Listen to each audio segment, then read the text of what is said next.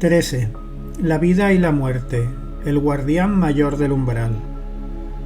Hemos puesto de relieve en el capítulo anterior la importancia que tiene para el hombre el encuentro con el llamado guardián menor del umbral, importancia que se debe a que percibe a este guardián como un ser suprasensible que en cierto modo él mismo ha producido. El cuerpo de este ser está constituido por las consecuencias anteriormente invisibles de sus acciones, sentimientos y pensamientos. Estas fuerzas invisibles se han constituido en las causas de su destino y de su carácter, y el discípulo llega a comprender cómo él mismo en el pasado puso los cimientos del presente. Debido a ello, su naturaleza se le aparece revelada hasta cierto grado. Existen en él, por ejemplo, determinadas inclinaciones y hábitos de los que ahora comprende su razón. Ha sufrido ciertos golpes del destino y ahora ve en qué han tenido su origen. Se da cuenta de por qué aprecia una cosa y odia otra, de por qué una cosa le hace feliz y otra desdichado. La vida visible se devuelve comprensible por sus causas invisibles. Los factores esenciales de la vida, tal como la enfermedad y la salud, la muerte y el nacimiento, revelan sus secretos ante él. Descubre que antes de su nacimiento tejió las causas que necesariamente tuvieron que conducirle a una nueva vida. Ahora conoce a la entidad que habita dentro de sí y que de manera imperfecta se ha formado en este mundo visible y que no puede conducirse a su perfección sino en este mismo mundo, puesto que en ningún otro existe oportunidad alguna de trabajar para el desarrollo de esta entidad. Comprende además que por ahora la muerte no puede separarle definitivamente de este mundo y se dirá: en tiempos pasados vine por primera vez a este mundo porque era yo entonces un ser que necesitaba la vida en el mundo físico para adquirir cualidades que no hubiera podido adquirir en ningún otro. He de permanecer ligado a este mundo hasta haber desarrollado dentro de mí mismo todo cuanto en él puede conquistarse. No llegaré a ser en tiempos venideros un colaborador útil en otro mundo si no adquiero en este mundo sensible todas las facultades a tal efecto. Una de las experiencias más importantes del iniciado consiste precisamente en que adquiere un conocimiento y una estimación del verdadero valor de la naturaleza visible, mejor incluso que los que poseía antes de su discipulado espiritual. Esta comprobación la debe justamente a su visión del mundo suprasensible. El que no haya logrado tal visión y por ello se imagina que las regiones suprasensibles son infinitamente más valiosas, podrá menospreciar el mundo sensible. El vidente, en cambio, sabe que sin las experiencias en la realidad visible se vería reducida a la impotencia absoluta en la realidad invisible. Para vivir esta necesita facultades e instrumentos que únicamente puede adquirir en el mundo visible. Para ser consciente del mundo invisible, tiene que llegar a ver espiritualmente. Esta facultad visual para el mundo superior se desarrolla gradualmente a través de las experiencias en el inferior. Nadie puede nacer en el mundo espiritual dotado de ojos espirituales si no los ha desarrollado en el mundo sensible, al igual que un niño no podría nacer dotado de ojos físicos si estos no se hubieran formado ya en el seno de la madre. Esta consideración hace comprensible la razón por la que el umbral del mundo suprasensible esté custodiado por un guardián. De ninguna manera se concederá una visión real de esas regiones antes de que el hombre haya adquirido las facultades necesarias. Por este motivo, se corre un velo sobre los fenómenos superiores cada vez que al morir el hombre entra en otro mundo, incapacitado aún para actuar en él, puesto que sólo le será dado el percibirlos cuando haya llegado a la plena madurez. Cuando el discípulo entra en el mundo suprasensible, la vida adquiere para él un sentido enteramente nuevo. Reconoce en el mundo sensible el suelo en que germinan las fuerzas para un mundo superior y en cierto sentido le parecerá deficiente el mundo superior sin el inferior. Dos perspectivas se le abren hacia el pasado, una y otra hacia el porvenir. Su mirada se extiende a un pasado en que el mundo sensible no existía aún. Ya hace tiempo que se encuentra por encima del prejuicio de que un mundo suprasensible se habría desarrollado del sensible. Sabe que en el principio existía lo suprasensible y que de él evolucionó todo lo sensible. Ve que él mismo, antes de venir por vez primera a este mundo material, pertenecía a un mundo superior. Pero este prístino mundo suprasensible necesitaba pasar por el sensible para que fuera posible su evolución ulterior. Solo cuando en el reino de lo sensible se hayan desarrollado seres con las correspondientes facultades, el mundo suprasensible podrá seguir su evolución. Esos seres son los hombres. Ellos, con sus condiciones actuales de vida, tuvieron su origen en un grado evolutivo imperfecto de existencia espiritual y se les conduce dentro de esta evolución hacia la perfección que los hará aptos para seguir trabajando en beneficio del mundo superior.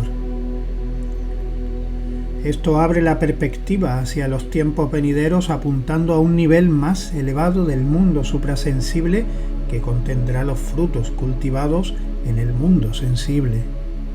Este último como tal será trascendido, mas sus resultados se incorporarán a un mundo superior. Esto nos hace comprender el porqué de las enfermedades y de la muerte en el mundo de los sentidos.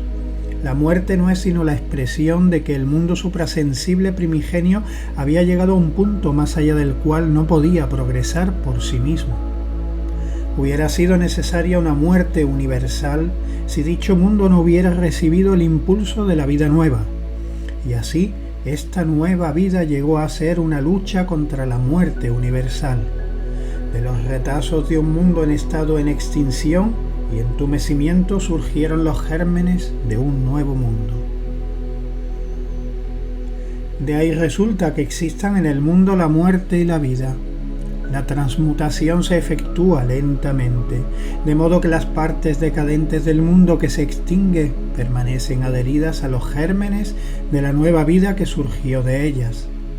Este hecho halla su expresión más clara en el mismo hombre. Él lleva como su envoltura lo que se ha conservado de aquel mundo que se extingue y dentro de ella se desarrolla el germen del ser que vivirá en el porvenir. Así el hombre es un ser de doble aspecto, mortal e inmortal. Lo mortal está en su fase final, lo inmortal en la inicial. Mas solo dentro de este mundo doble, cuya expresión es lo físico-sensorial, es donde el hombre adquiere las facultades necesarias para conducir al mundo hacia la inmortalidad. Su misión consiste precisamente en extraer de lo mortal los frutos para lo inmortal. Por consiguiente, al contemplar su propio ser, tal como él mismo lo forjó en el pasado, tiene que decirse: llevo dentro de mí los elementos de un mundo en decadencia, que allí se hallan activos y cuyo poder solo puedo reprimir lentamente gracias a los nuevos elementos inmortales que nacen a la vida. Si a la hora de su muerte pudiera hablar consigo mismo con plena conciencia, tendría que decirse: lo que se extingue ha sido mi maestro. El hecho de que tenga que morir es efecto de todo el pasado al que estoy vinculado, mas el suelo de lo mortal me permitió madurar los gérmenes de lo inmortal que llevo conmigo hacia otro mundo. Si todo dependiera solamente de lo pasado, nunca hubiera nacido. Con el nacimiento la vida de lo pasado llegó a su fin. La vida en el mundo sensible ha sido arrebatada a la muerte universal por el germen de la nueva vida. El periodo entre el nacimiento y la muerte es tan solo la expresión de lo que la nueva vida ha podido arrebatar al pasado que se extingue. Y la enfermedad no es sino el efecto duradero de los elementos del pasado que se hallan en extinción. Todo esto encierra la respuesta a la pregunta de por qué el hombre, solo progresivamente, se abre paso desde el error a la imperfección hacia la verdad y el bien.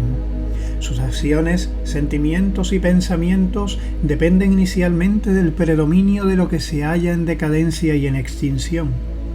En esto tienen su origen los órganos físicos sensoriales, por lo que estos y todo cuanto sobre ellos actúa está destinado a perecer. No son los instintos, impulsos, pasiones, ni los órganos respectivos los que representan lo imperecedero. Lo imperecedero aparecerá solo en la obra realizada por ellos, por esos órganos. Solo cuando el hombre por su esfuerzo haya extraído todo lo que sea posible de lo que se extingue, será cuando pueda prescindir de los elementos que le servían de base para su desarrollo y cuya expresión es el mundo físico-sensorial.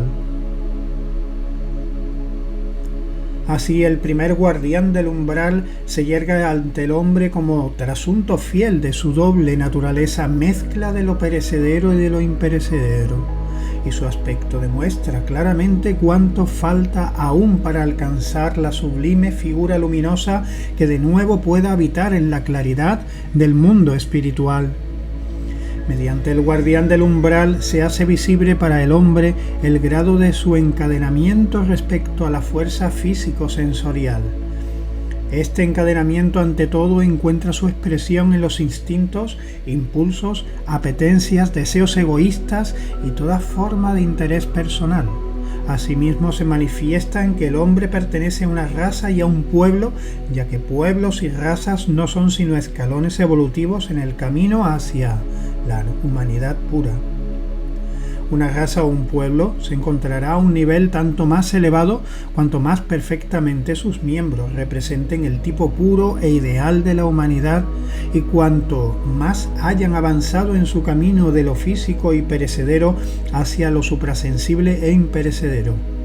Por tanto, el desarrollo del ser humano a través de las reencarnaciones dentro de pueblos y razas cada vez más evolucionados es un proceso de liberación al final del cual el hombre ha de aparecer con armoniosa perfección.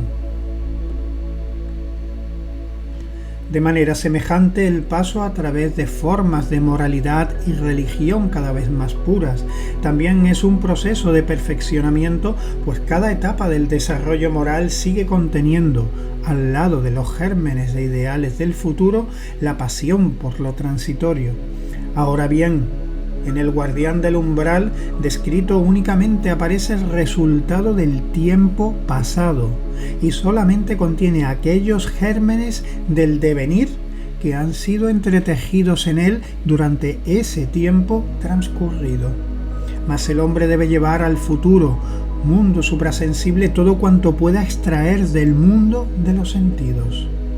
Si se limitara a aportar solamente lo que de lo experimentado en el pasado se haya entretejido en su contraimagen, solo en parte habría cumplido su misión terrenal. Por esta razón, al cabo de cierto tiempo, se une al guardián menor del umbral, el guardián mayor.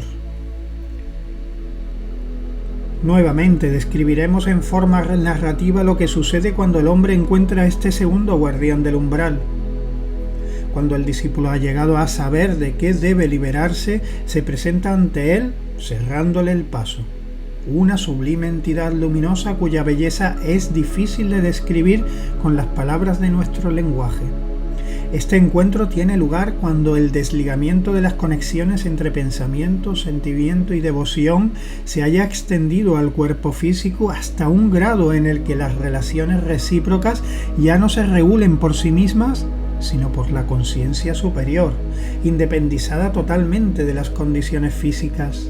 Los órganos se habrán convertido entonces en instrumentos a disposición del alma humana que ejerce su dominio desde las regiones suprasensibles. El alma, liberada así de todo vínculo físico, se le presenta ahora el segundo guardián del umbral, que le habla más o menos como sigue. Te has liberado del mundo de los sentidos y has adquirido la ciudadanía del mundo suprasensible desde donde podrás actuar en adelante. Por tu parte, ya no necesitarás de tu corporalidad física en su forma actual. Si tu intención fuera solamente adquirir la facultad de morar en este mundo suprasensible, ya no tendrías necesidad de regresar al físico. Empero, ahora, mírame, observa cuán infinitamente superior es mi ser comparado con el grado de desarrollo que tú has alcanzado. Has llegado a la etapa actual de tu perfeccionamiento gracias a las facultades que pudiste desarrollar en el mundo sensible mientras aún dependías de él. Pero desde este momento ha de empezar para ti un nuevo periodo en el cual tus fuerzas liberadas han de seguir trabajando en beneficio de ese mundo sensible. Hasta ahora te has redimido solo a ti mismo. En adelante, ya libre, podrás colaborar en la liberación de tus semejantes en el mundo material. Hasta hoy has anhelado tu progreso como individuo.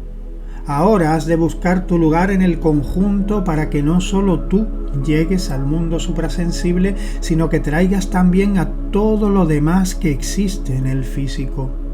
En tiempos venideros podrás unirte a mí, pero yo no puedo disfrutar de bienaventuranza en tanto que otros permanezcan sin redimir. Como ser liberado individual, podrías entrar hoy mismo en el reino de lo suprasensible, pero quedarías entonces obligado a mirar hacia abajo, hacia los seres del mundo sensible aún no liberados.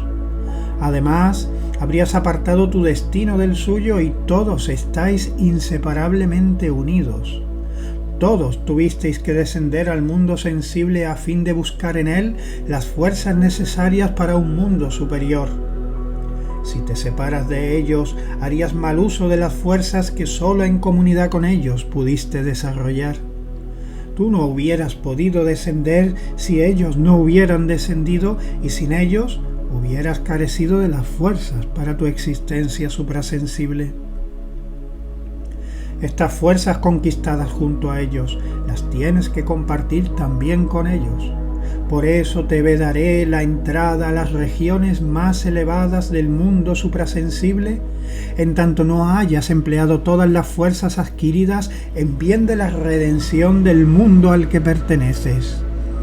Con lo ya conquistado podrás estar en las regiones inferiores del mundo suprasensible, pero yo quedo apostado ante la puerta de las regiones superiores como el querubín con la espada flamígera ante la puerta del paraíso, y te vedaré la entrada, mientras te queden fuerzas no usadas en el mundo sensible. Si rehusas servirte de ellas, otros vendrán que sí las aplicarán. Un mundo suprasensible muy elevado recogerá todos los frutos del sensible, en tanto que tú quedarás privado del suelo en que estabas arraigado. El mundo purificado te sobrepasará en su desarrollo y tú quedarás excluido en él. Así caminarás por el sendero negro, en tanto que los demás, aquellos de quienes te apartaste, seguirán el sendero blanco. Así se ha de oír el guardián, el gran guardián del umbral, poco después de haber tenido lugar el encuentro con el primer custodio. Así, el iniciado sabe exactamente qué suerte le espera si cede a la seducción de una morada prematura en el mundo suprasensible. Un esplendor indescriptible irradia del segundo guardián. La unión con él aparece ante el alma vidente como la meta lejana. También sabe que esta unión solo será posible cuando el iniciado haya empleado en beneficio de la liberación y redención del mundo sensible todas las fuerzas obtenidas en él. Si se decide a corresponder a las demandas de la resplandeciente entidad superior, el iniciado contribuirá a la liberación del género humano y depositará sus ofrendas en el altar de la humanidad. En cambio, si prefiere su elevación prematura al mundo suprasensible, la corriente de la evolución humana pasará por encima de él y lo dejará atrás. Después de su deliberación ya no puede extraer del mundo de los sentidos fuerzas nuevas para sí mismo. Si él, no obstante, pone su trabajo a disposición de dicho mundo, lo hace renunciando a sacar provecho para sí mismo de este trabajo ulterior. De lo dicho no puede inferirse que el hombre, al verse puesto en esa alternativa, elija naturalmente el sendero blanco. Esto depende totalmente de sí mismo, pero en el momento de la decisión ya estará tan purificado que ninguna clase de egoísmo le hará apetecibles las seductoras perspectivas de la bienaventuranza. Estas tentaciones son poderosas, pues en la otra ruta no hay nada particularmente atractivo, nada apela aquí a su egoísmo. Lo que el hombre recibirá en las regiones superiores, suprasensibles, no es nada que afluya hacia él, sino que emana de él, el amor para con el mundo al que pertenece. No así en el sendero negro, donde nada le faltará y cuanto el egoísmo pueda desear. Antes, al contrario, en este sendero se alcanza precisamente con su más completa satisfacción. De modo que aquel que solo busque su propia felicidad elegirá sin duda el sendero negro, puesto que es el más apropiado para él. Nadie espere, por lo tanto, que los ocultistas del sendero blanco le den indicaciones para el desarrollo egoísta del propio yo. Ellos no tienen el menor interés por favorecer la felicidad que un individuo busque para sí. Cada uno está en libertad de alcanzarla individualmente, pero no es la misión de los ocultistas blancos guiar a nadie por tal camino. Ellos buscan únicamente el desarrollo y la liberación de todo ser humano y de todas las criaturas que acompañan al hombre, por lo que solo enseñan cómo se pueden desarrollar las fuerzas para colaborar con tal fin. Además, anteponen la evolución abnegada y el sacrificio a todas las demás facultades. A nadie rechazan rotundamente, puesto que incluso el hombre más egoísta puede purificarse. Pero quien recurre a ellos en busca de provecho personal no encontrará ayuda alguna, antes bien se privará de los frutos que pudiera obtener, aun cuando ellos no dejaran de tenderle la mano. Quien siga realmente los preceptos de los buenos instructores de la ciencia oculta comprenderá después de atravesar el umbral las exigencias del guardián mayor. En cambio, quien no los observe, no espere tampoco llegar al umbral por intermedio de ellos.